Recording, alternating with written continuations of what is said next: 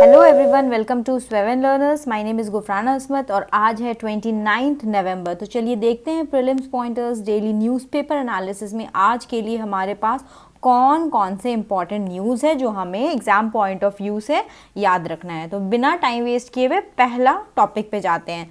तो पहला जो न्यूज़ है वो कोंग थोंग विलेज के बारे में है।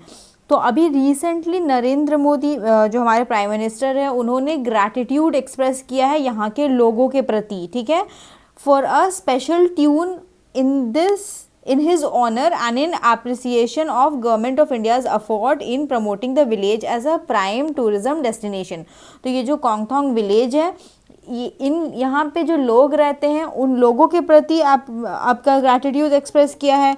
तो और ग्रैटिट्यूड एक्सप्रेस करने का एक ये भी रीज़न है ना कि जैसे अगर देखो हमारे देश के वो प्राइम मिनिस्टर है ना, he is the like first among equals बोलते हैं ना, एग्जीक्यूटिव, आपके प्रेसिडेंट के बाद तो प्राइम मिनिस्टर आते हैं हमारे कंट्री में। तो जब इतना बड़ा पर्सनालिटी किसी विलेज के बारे में बात करो तो obviously it will come in news. जैसे कि देखो अब ये न्यूज़ में आ गया और मैं इसका एनालिसिस बना रही हूँ। तो जब मैं इसका एनालिसिस बना रही हूँ तो आपको पता चलेगा ना कि ओके कोंगथोंग विलेज नाम की भी एक जगह है, तो आपकी अवेयरनेस बढ़ेगी। तो इस जगह का क्या होगा, आपका टूरिज्म सेक्टर भी डेवलप होगा। तो ये भी एक रीज़न है जिसके वजह से इस विलेज का जिक्र किया है प्राइम मिनिस्टर श्री नरेंद्र मोदी जी ने, ठीक है। तो ये जो विलेज है इसकी कुछ तो स्पेशलिटी होगी ना जिसकी वजह से इसका नाम लिया जा रहा है या फिर ग्रैटिट्यूड एक्सप्रेस किया जा रहा है। या ये विलेज को विस्लिंग विलेज बोलते हैं, ठीक है।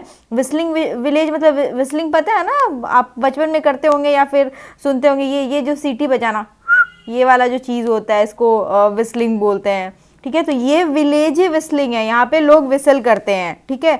इसलिए ये एक यूनिक ट्रेडिशन है जो यहाँ पे सेंचुरीज से फॉलो हो रहा है, ठीक है।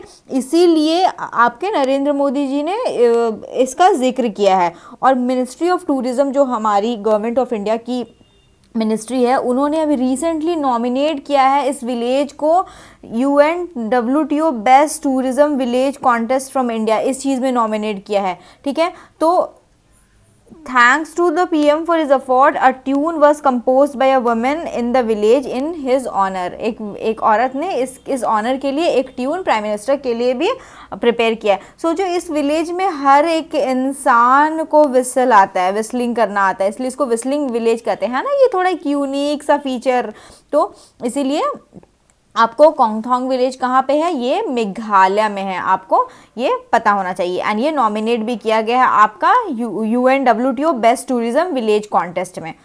दूसरा जो न्यूज़ है वो आपका जैतापुर न्यूक्लियर पावर प्लांट के बारे में है, okay. Jaitapur nuclear power plant जो है ये प्रोजेक्ट महाराष्ट्र की प्रोजेक्ट है। कहाँ की प्रोजेक्ट है, महाराष्ट्र की प्रोजेक्ट है। ये जो जैतापुर है ना, ये अभी आपका largest nuclear power generating station बन जाएगा in the world by a net generation capacity of 9900 megawatt, ठीक है। तो देखो इफ बिल्ट ऑन टाइम, अगर बन गया तो, ठीक है, कितनी बड़ी बात है ये कि ये जैतापुर महाराष्ट्र का जो प्रोजेक्ट है वर्ल्ड का लार्जेस्ट न्यूक्लियर जनरेटिंग स्टेशन बन जाएगा। तो देखो इंडिया कितना अच्छा कर रहा है ना कुछ सेक्टर में।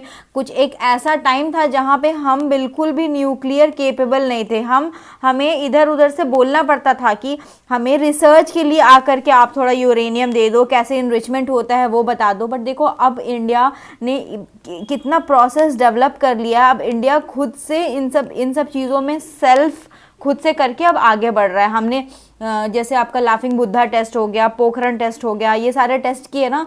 तो हमेशा जो हमारी फ्यूचर होती है ना उसको पास्ट का थैंकफुल होना चाहिए, पास्ट को, ठीक है, पास्टफुल नहीं, मतलब पास्ट का थैंकफुल होना चाहिए हमारी फ्यूचर जनरेशन को। एंड इवन हमें भी थैंकफुल होना चाहिए, लाइक अगर अभी हम इतना ज़्यादा टेक्नोलॉजी ओरिएंटेशन है ना, दैट मीन्स पास्ट में किसी ने बहुत मेजर रोल प्ले किया है। अनटिल अनलेस अगर आपका इंटरनेट इन्वेंट नहीं होता तो अभी हम इस तरीके से चीज़ों को पढ़ पाते क्या, नहीं पढ़ पाते। उसी तरीके से अगर न्यूक्लियर प्रोग्राम इंडिया का डिज़ाइन नहीं होता तो ये सारा काम हो सकता क्या, बिल्कुल नहीं हो सकता। तो हमेशा आप अपने पास्ट को लेकर के ना थैंकफुल रहो, ठीक है। चलो ये थोड़ा सा आउट ऑफ द टॉपिक चीज़ मैं आपको बता रही थी। तो जैतापुर आपका प्रपोज न्यूक्लियर पावर प्लांट है। ये जो पावर प्रोजेक्ट है ये आपका प्रपोज किया गया है, ये नाम आपके लिए इंपॉर्टेंट है, NPCIL nuclear power corporation of India, ठीक है। और ये जैसे मैंने आपको बताया महाराष्ट्र में बनेगा, रत्नागिरी डिस्ट्रिक्ट में बनेगा। अब देखो जैसे किसी एक डिस्ट्रिक्ट में, मधुबन विलेज जो महाराष्ट्र में रत्नागिरी डिस्ट्रिक्ट में वहाँ पे हो रहा है, तो अगर ऐसा कोई प्रोजेक्ट लगता है तो कितना डेवलपमेंट होता है ना in and around that area को भी, ठीक है।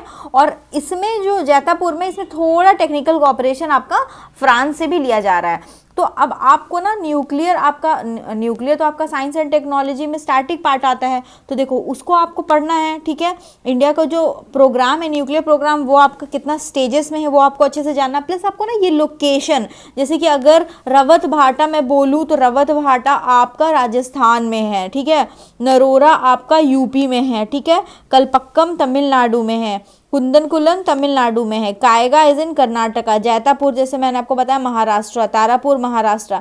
ये मीठी विर्दी जो है ना, ये वाला जो प्रोजेक्ट प्रपोज्ड प्रोजेक्ट है, ठीक है। बर्गी प्रपोज्ड है, कोवडा प्रपोज्ड है। तो ये जो लोकेशन है ना, ये लोकेशन एक काम करो, अभी जस्ट एक शीट निकालो एंड शीट में जो इंडिया में कितने ऑलरेडी एग्जिस्टिंग है ना, एग्जिस्टिंग जैसे कि एग्जिस्टिंग में आपका नाम कायगा का आ जाएगा, आपका तारापुर का आ जाएगा, रवत भाटा का आ जाएगा, काकरापार गुजरात आ जाएगा, कलपक्कम कुंदनकुलम, ये सारे एग्जिस्टिंग है, नरोरा, ठीक है। और देखो ये कुम्हरिया जो है ये प्रपोज्ड है, तो एग्जिस्टिंग वाला लिख लो एक साइड में और एक साइड में प्रपोज्ड वाला लिख लो। तो देखो ऐसे लिख लिख करके धीरे धीरे चीज़ों को क्लियर करते जाओ ताकि वो आपको याद रहे, ठीक है।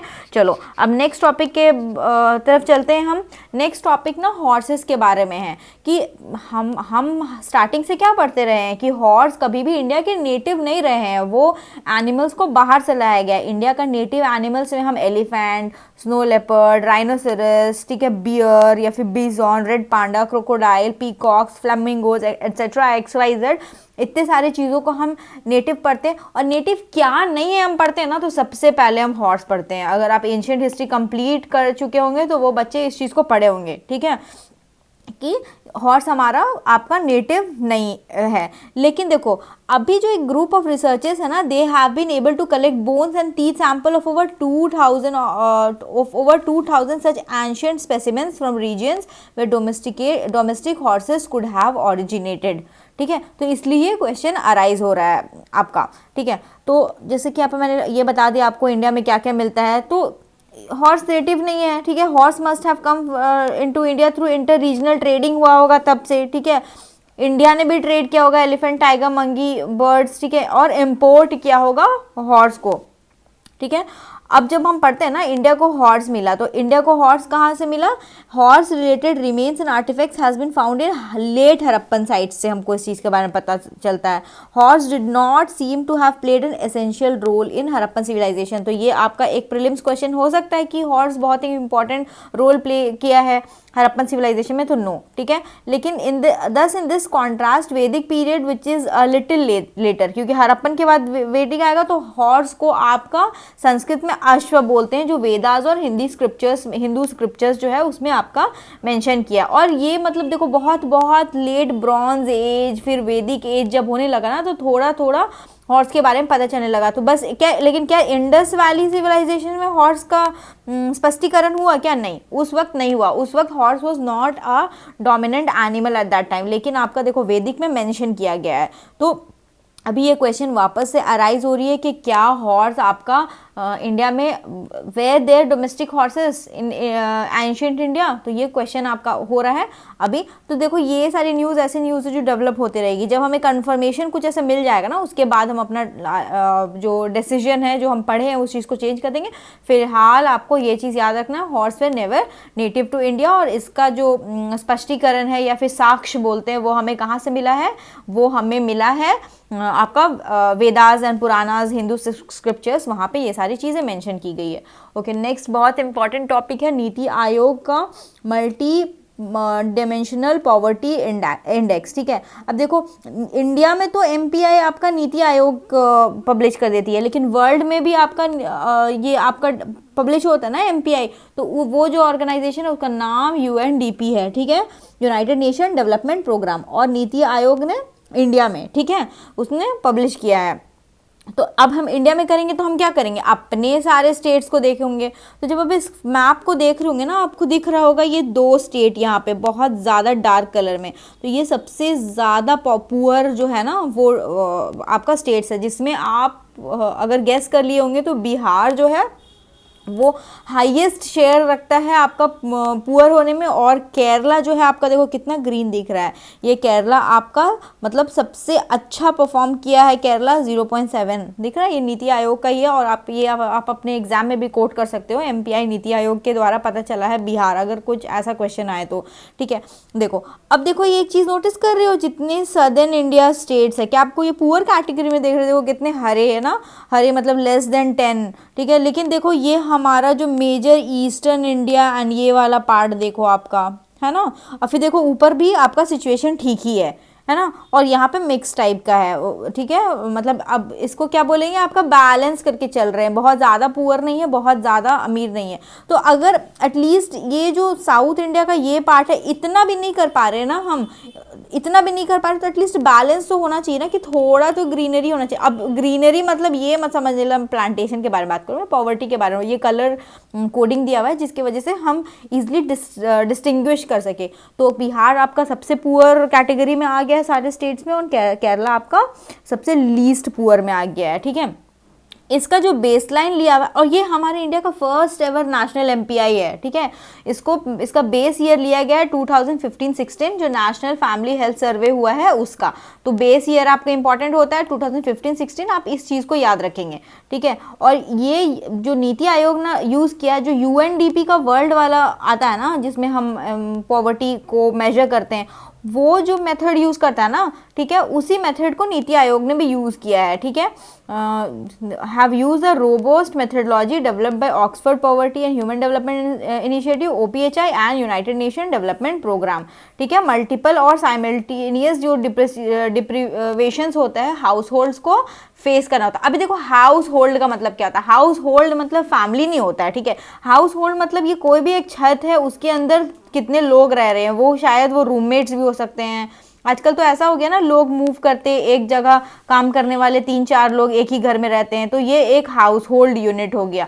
आपका एक पाइप होता है, कुछ लोग आप मुंबई में देखोगे स्लम एरिया में पाइप में रहते हैं, तो इस पाइप के अंदर कुछ लोग, तो ये भी एक हाउस होल्ड यूनिट हो गया, क्योंकि इनकी एक कॉमन किचन है।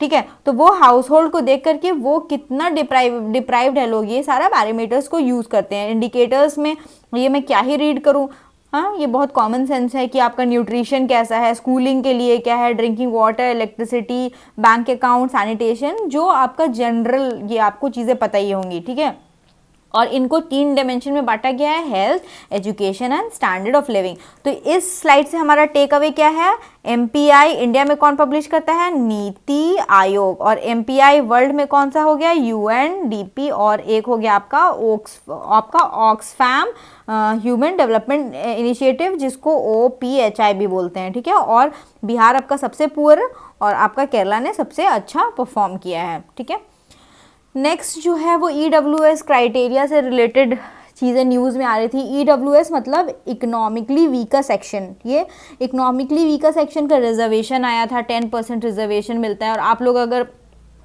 ये गवर्नमेंट एग्जाम्स के लिए प्रिपेयर कर रहे हैं तो आप लोगों को तो बिल्कुल पता ही होगा। ठीक है, 103rd कॉन्स्टिट्यूशनल अमेंडमेंट एक्ट से 10% रिजर्वेशन लाया गया है। ठीक है, ये आपका 2019 से इन्फोर्स हो गया था ये चीज़। ठीक है, तो क्वेश्चन ये हुआ है कि क्या रीथिंक करना चाहिए ईडब्ल्यूएस के क्राइटेरिया का, फिर ये कैसे इंट्रोड्यूस हुआ, कहाँ पे इंट्रोड्यूस हुआ, तो थोड़ा सा ये सारी चीज़ें हम देखेंगे। ठीक है, 103rd कॉन्स्टिट्यूशनल अमेंडमेंट एक्ट, ये चीज़ आपको याद रखना, इसने क्लॉज 6 ऐड किया, आर्टिकल 15 सब क्लॉज 6। ठीक है, तो आर्टिकल 15 आपका क्या है, no discrimination on the basis of caste, creed, sex, place of birth ना, तो आपका 15, हाँ, नो डिस्क्रिमिनेशन हो लगे। उसमें सब क्लॉज 6 में डाला है कि आपका जो स्पेशल प्रोविजन होगा EWS अमॉन्ग सिटीजन में, ठीक है, except those in classes that already enjoy reservation. जैसे आपका शेड्यूल कास्ट शेड्यूल ट्राइब को तो ऑलरेडी मिलता है ना रिजर्वेशन, तो इन लोगों को नहीं,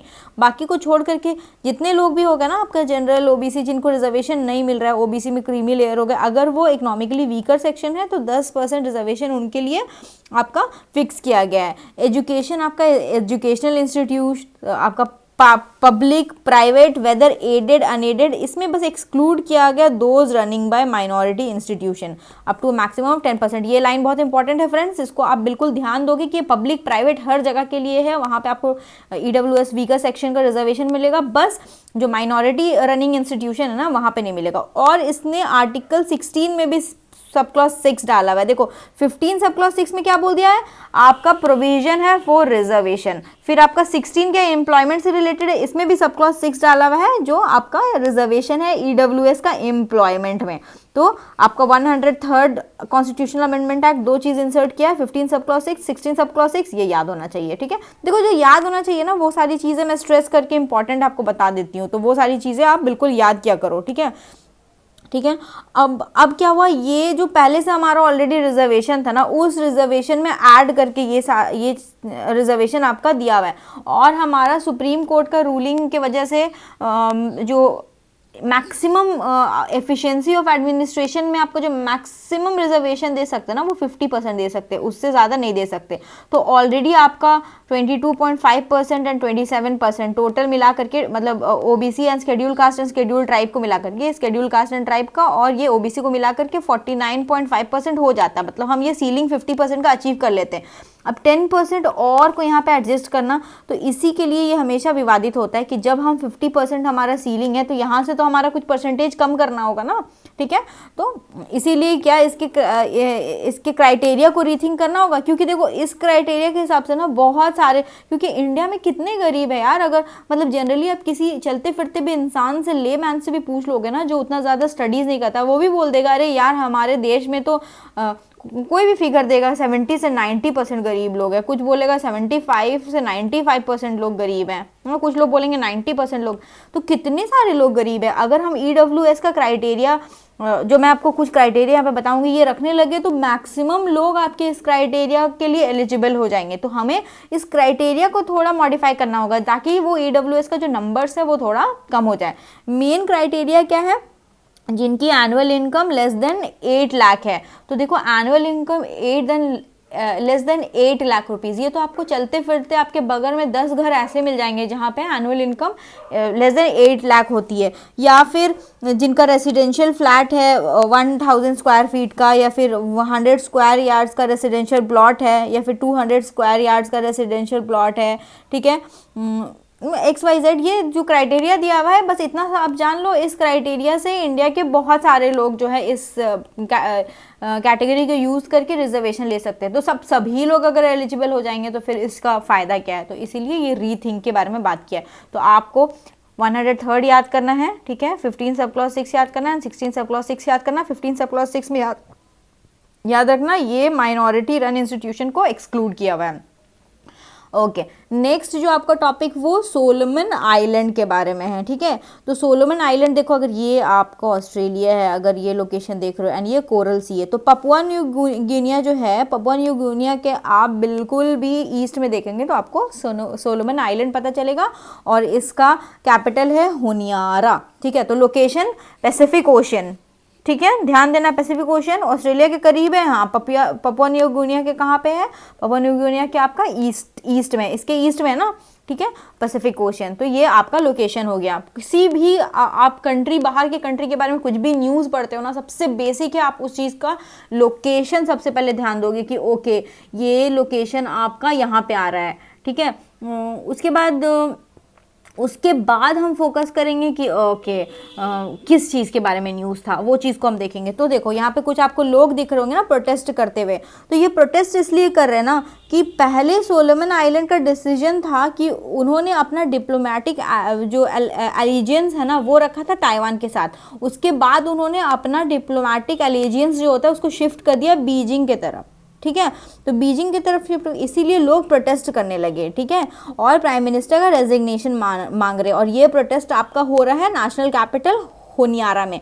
खैर अभी ये जो न्यूज़ आपने सुना ना कि सोलोमन आइलैंड किस वजह से वहाँ प्रोटेस्ट हो रहा, ये उतना ज़्यादा अभी देखो इम्पॉर्टेंट नहीं है। ये सब चीज़ें ना आप जज करने लगोगे क्या इम्पॉर्टेंट है क्या नहीं, जब आप रिलीजियसली, एक वर्ड होता है ना रिलीजियसली, क्यों रिलीजियसली क्यों बोलते हैं, आप अपने रिलीजन को कितना मतलब वो इंपॉर्टेंस दे करके फॉलो करते हैं। उसी तरह अगर आप न्यूज़पेपर एनालिसिस को बहुत रिलीजियसली फॉलो करोगे ना तो आपको समझ में आने लगेगा कि कौन सी न्यूज़ आपके लिए इंपॉर्टेंट होती है, कौन सी न्यूज़ नहीं होती है। जैसे यहाँ पे आपको पता चलेगा कि सोलोमन आइलैंड का लोकेशन बहुत इंपॉर्टेंट है, ठीक है। बाकी कितना प्रोटेस्ट हो रहा है क्या, ये सारा न्यूज़ में हमेशा आते रहेगा, उतना ज़्यादा इंपॉर्टेंट नहीं है ये चीज़, ठीक है। तो सोलोमन आइलैंड एक सॉवरेन कंट्री है, ठीक है। 6 मेजर आइलैंड यहाँ पे रहता है, ठीक है। ओशियाना, क्योंकि देखो ओशियाना ऑस्ट्रेलिया है ना, ऑस्ट्रेलिया से नज़दीक है। East of Papua new Guinea and north east of Vanuatu, Vanuatu एक जगह है यहाँ पे आपका, वहाँ से नॉर्थ वेस्ट हो गया आपका वनुआतू से, ठीक है। सोलोमन आइलैंड फेमस है for the battle ground of world war 2। Again आप ये वाला इंपॉर्टेंट न्यूज़ हो गया, यहाँ पे वर्ल्ड वार 2 का बैटल ग्राउंड भी हुआ था। The pivotal battle of Guadalcanal, ठीक है, Guadalcanal named after the country's largest island where the restive capital Honiara is located. देखो आप ये कैपिटल याद कर लो, होनियारा, ठीक है। सोलोमन आइलैंड की कैपिटल है। हर कैपिटल आपको याद रखना वो ज़रूरी नहीं है, जिससे बट न्यूज़ में जो आते रहता है ना वो याद करते जाया करो, ठीक है। और ये सोलोमन आइलैंड में वर्ल्ड वॉर 2 का बैटल ग्राउंड भी ये रह चुका है। तो चलो कवर कर दिया मैंने, अब जल्दी से देखते हैं आपको चीज़ें याद है कि नहीं याद है। अब देखो ग्रुप ऑफ रिसर्चर्स ने एनालाइज किया है fossil fuels of horses from Harappan sites and conclude किया है हॉर्स नेटिव थे इंडिया के। जैतापार न्यूक्लियर पावर प्रोजेक्ट महाराष्ट्र में स्टेशनड है and would be built with technical cooperation from France. Kongthong village whistling village है WNTO बेस्ट टूरिज्म के लिए नॉमिनेट हुआ, ये क्या अरुणाचल प्रदेश में है। नेशनल जो MPI है पॉवर्टी इंडेक्स वो नीति आयोग रिलीज करती है। Solomon island recently in the news the part of Oceania in south Pacific ocean. Attempt करो, देखो आप लोग ना आंसर को कमेंट सेक्शन में पहले लिखा करो। कोई भी इंसान आंसर को कमेंट सेक्शन में नहीं लिखता, वीडियो को पॉज करके लिखा करो, उसके बाद अब आंसर पे जाया करो ताकि आपको पता चलेगा आपकी गलती क्या है। क्योंकि देखते देखते अगर ये चीज़ नेक्स्ट हो जाएगा फिर आप अपनी गलती ना पकड़ नहीं पाओगे। तो ये तो बिल्कुल अभी कंफर्म नहीं हुआ, मैंने आपको बताया था। ये हॉर्स वाला जो न्यूज़ है जैतापार वाला वो करेक्ट है, और ये मेघालय में बार बार स्ट्रेस दे करके आपको मेघालय बोल रही थी, and these both are correct. तो चलो दोस्तों थैंक यू, आई होप आपने एंजॉय किया होगा सेशन। बट प्लीज़ यार लाइक शेयर एंड सब्सक्राइब कर दो, हम इतनी मेहनत करके रोज़ आप लोगों के लिए वीडियो बनाते हैं। It takes like little bit of efforts, time भी लगता है, तो थोड़ा सा आप अपने तरफ से ना शेयर कर लिया करो। और सेशन का PDF आपको टेलीग्राम चैनल में मिलेगा जिसका नाम है स्वेवन लर्नर्स। थैंक यू दोस्तों, have a good day, bye bye. This is like होता है ना हॉलमार्क ऑफ हार्ट साइन जो बचपन से यूज़ कर रहे हैं, ठीक है। Love you guys, bye bye.